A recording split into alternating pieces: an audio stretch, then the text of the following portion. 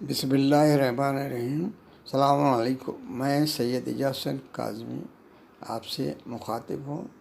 میں ان لڑکوں، ان طلباء اور ان مومنین کے لیے جنہیں اردو پڑھنا نہیں آتی ہے مگر وہ اردو گھرانے میں پیدا ہوئے ہیں، اردو جانتے ہیں لیکن پڑھ نہیں پاتے ہیں، اس کے لیے میں جو ہے قرآن شریف کی تفسیر جو ہے جناب جوادی صاحب کی، ذیشان نظر جوادی صاحب نے جو تفسیر کی ہے اس کا ترجمہ اور تفسیر اور اس کے ساتھ انہوں نے جو فائدے اور اس کے ساتھ تشریح کی ہے وہ آپ کے سامنے پیش کر رہا ہوں۔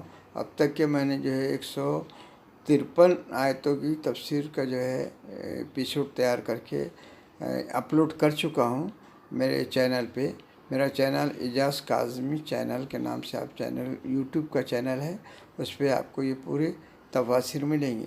اب یہ جو ہے آج جو میں پیش کر رہا ہوں 154 سے 163 تک کی، اس کے لیے میں نے آواز جو ہے تو جناب عبدالباسط صاحب کی چنی ہے، اور وہ عبدالباسط صاحب کی تلاوت کے بعد ترجمہ اور تفسیر میں سناؤں گا۔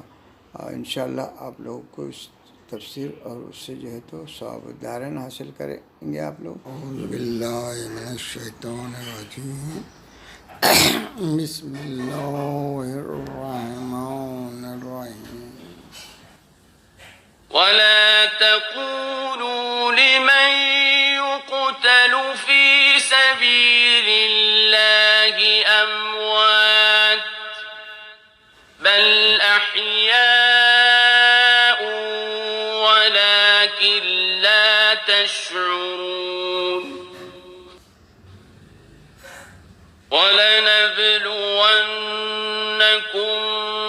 بشيء من الخوف والجوع ونقص من الأموال والأنفس والثمرات وبشر الصابرين الذين إذا أصابتهم مصيبة قالوا إنا لله وإنا إليه راجعون أولئك عليهم صلوات من ربهم ورحمة وأولئك هم المهتدون إن الصفا والمروة من شعائر الله فمن حج البيت أو اعتمر فلا جناح عليه أن يطوف بهما ومن تطوع خيرا فإن الله شاكر عليم إن الذين يكتمون ما أنزلنا من البينات والهدى من بعد ما بيناه للناس في الكتاب أولئك يلعنهم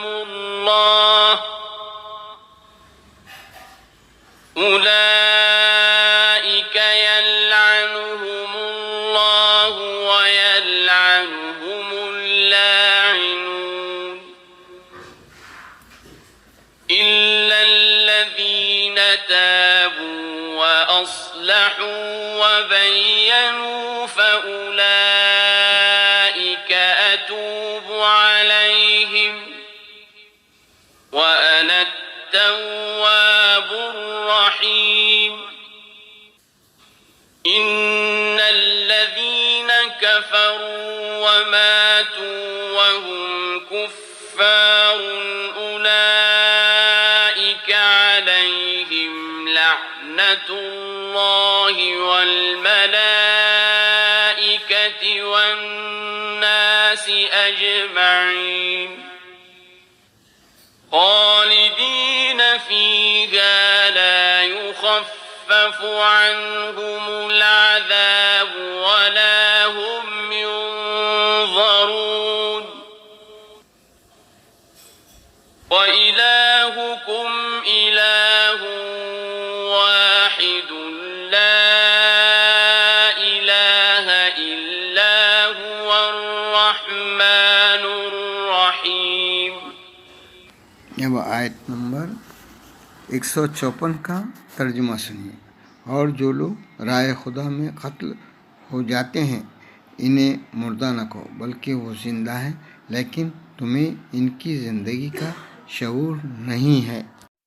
اس آیت کی تفسیر سنیے.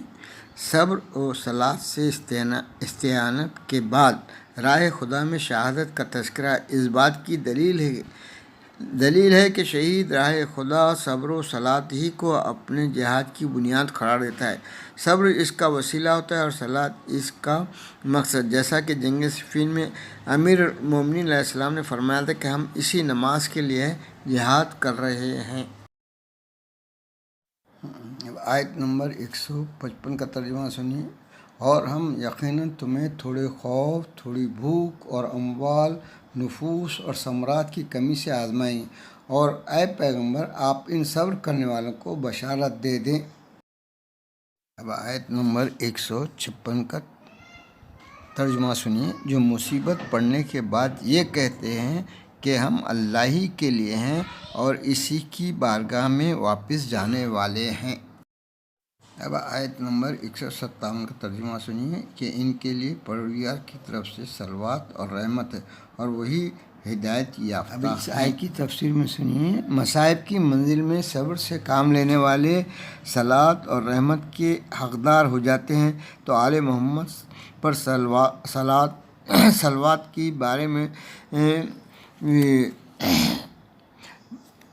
کوئی اشکال نہیں کیا جاتا. ان سے بڑا کوئی صابر نہیں. اور سب سے پہلے یہ کلمہ حضرت علی کی زبان پر آیا تھا جسے قرآن مجید نے معیار صبر بنا کر محفوظ کر لیا. جب حضرت حمزہ علیہ السلام کی عہد میں شہادت ہوئی تو مولا کائنات حضرت علی علیہ السلام کے زبان سے یہ جملہ نکلا تھا: انا للہ و انا الیہ راجعون. اسی لیے اب یہ جو ہے یہ کلمہ اب قرآن کا ایک جز بنا ہوا ہے کہ خود اللہ کہتا ہے کہ لوگ مصیبت پڑنے پر کہتے ہیں انا للہ و انا الیہ راجعون. اب آیت نمبر 158 کا ترجمہ سنیے. بے شک صفا اور مروہ دونوں پہاڑیاں اللہ کی نشانیوں میں ہیں، لہذا جو شخص بھی حج یا عمرہ کرے اس کے لیے کوئی حرج نہیں کہ ان دونوں پہاڑیوں کا چکر لگائے، اور جو مزید خیر کرے گا تو خدا اس کے عمل کا قدردان اور اس سے خوب واقف ہے.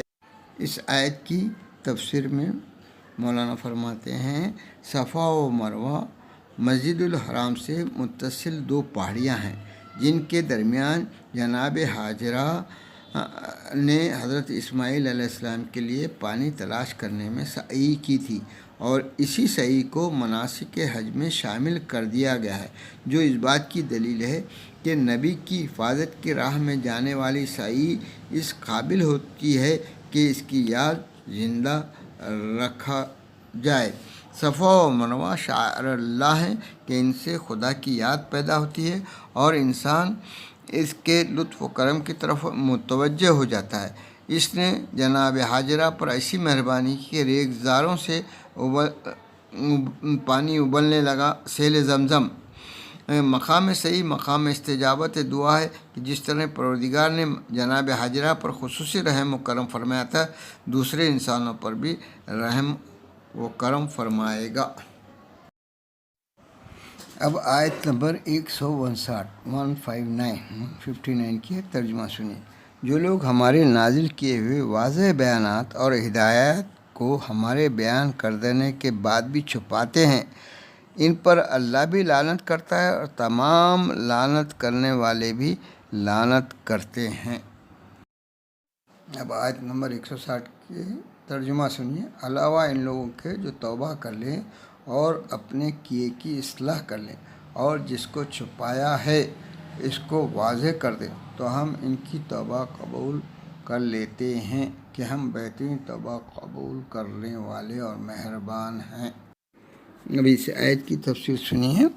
توبہ کے ساتھ اصلاح اور اظہار کا ذکر بتا رہا ہے کہ توبہ صرف الفاظ اور خیالات کا نام نہیں ہے۔ توبہ کے لیے غلطی کی اصلاح اور جس حقیقت کا کتمان کیا ہے اس کا اظہار ضروری ہے، اور اسی لیے روایت میں وارد ہوا ہے کہ توبہ ماضی پر ندامت، حال کی اصلاح اور مستقبل کے ارادے خیر کا نام ہے۔ روزانہ صبح کو شیو کرنے کے بعد منہ پر تماچے مارنے سے توبہ نہیں ہوتی۔ یہ عمل وہ ہوتا ہے جسے رحمت خدا کے تماچے مار دینے کا اندیشہ رہتا ہے۔ اب آیت نمبر 161 کا ترجمہ سنیے۔ جو لوگ کافر ہو گئے اور اسی حالت کفر میں مر گئے ان پر اللہ، ملائکہ اور تمام انسانوں کی لعنت ہے۔ اب اس آیت کی تفسیر سنیے۔ انسان کے اعمال و عقائد کا آخری فیصلہ وقت آخر ہوتا ہے۔ وقت آخر راہ راست پر آ جانے والا حر ہو جاتا ہے اور وقت آخر بگڑ جانے والا ابن سعد۔ انسان کو انجام بخیر ہونے کی فکر کرنی چاہیے اور اس کے لیے دعا کرتے رہنا چاہیے، ورنہ لعنت ابدی کا مستحق ہو جائے گا۔ مولانا نے یہاں دو کرداروں کا تذکرہ کیا۔ یہ دونوں کردار کربلا میں موجود تھے۔ ایک عمر سعد تھا جو ایک صحابی کا بیٹا تھا، سعد ابن وقاص کا بیٹا تھا، اور اس نے صرف اپنے رے کی حکومت کے لیے یزید سے جو ہے امام صلی اللہ علیہ وسلم کے سر کا سودا کیا کہ مجھے اگر رے کی گورنری مل جائے، رے جو آج کل ایران کہلاتا ہے، اس کی گورنری کے لیے اس نے امام صلی اللہ علیہ وسلم کے سر کا سودا کیا۔ اور حر وہ تھا جو کہ امام صلی اللہ علیہ وسلم کو حالانکہ گھیر کے لایا تھا، بڑا کمانڈر تھا اور یزید سے بڑے بڑے انعامات کی توقع تھی، مگر اس نے جو ہے عین وقت پہ سب کچھ چھوڑ کر امام حسین علیہ السلام کے ساتھ آیا اور امام حسین علیہ السلام کے لشکر میں شریک ہو کر شہید ہوگا۔ یہی دو کردار کا یہاں مولانا نے تذکرہ کیا ہے۔ اب آیت نمبر 162 کا ترجمہ سنیے۔ وہ اسی لعنت میں ہمیشہ رہیں گے کہ نہ ان کی عذاب میں تخفیف ہوگی اور نہ انہیں مہلت دی جائے گی۔ اب آیت نمبر 163 کا ترجمہ سنیے۔ اور تمہارا خدا بس ایک ہے، اس کے علاوہ کوئی خدا نہیں ہے، وہی رحمان بھی ہے اور وہی رحیم بھی ہے۔ اب آپ جو ہیں ان میں جو آیتوں میں باتیں آئی ہیں اس کی تشریح جو کی ہے وہ یہ ہے، یہاں پر شہداء کے بارے میں جو کہا گیا ہے، شہداء رائے خدا زندہ ہیں اور ان کی حیات کا انکار نہیں کیا جا سکتا، البتہ عام انسانوں کا اس کا شعور نہیں ہے۔ شعور نہ ہونے کے باوجود مردہ نہ کہنے کی پابندی دلیل ہے کہ اسلام عقلی تخیلات کا نام نہیں ہے، الہی ارشادات پر ایمان لانے کا نام ہے۔ یہاں جو ثمرات کا لفظ ہے، ثمرات سے مراد اولاد بتایا گیا ہے۔ یہاں جو فقرہ استعمال ہوا انا للہ و انا الیہ راجعون کے بارے میں آپ لکھ رہے ہیں، یہ سب سے پہلے یہ فقرہ حضرت حمزہ کی شہادت پر مولا کائنات حضرت علی علیہ السلام کی زبان پر جاری ہوا، اور آپ ہی کا ارشاد ہے کہ انا للہ خدا کی ملکیت کا اعلان ہے اور انا الیہ راجعون اپنی ہلاکت کا اقرار ہے۔ یعنی جو اللہ جنا کا استعمال ہوا ہے کا اشارہ ہے کہ بعض خالص توحید والے شاعر اللہ کی تعظیم کے مخالف تھے، اور ان کا عذر تھا کہ بت شکنے سے پہلے صفا پر اصاف اور مروہ پر نائلہ نام کے بت تھے، اس لیے بت شکنے کے بعد بھی ان پہاڑوں سے پرہیز کرنا چاہیے، تو قرآن نے جو جواز کا اعلان کر دیا۔ اب وجوب وغیرہ دوسری دلیل سے ثابت ہوگا، اور یہ بھی امت اسلامیہ پر ایک بت شکن مجاہد کا ایک احسان ہے۔ لعنت والی آیت کے بارے میں آپ فرماتے ہیں، یہ اور اس کے بعد کی آیت دلیل ہے کہ لعنت ایک مقدس عمل ہے جس میں انسانوں کے ساتھ، ملائکہ اور بندوں کے ساتھ خدا بھی شریک ہے، لہذا کسی مسلمان کو اسے گالی کہنے کا حق نہیں، ورنہ خدا اور ملائکہ پر سے بھی ایمان ختم ہو جائے گا۔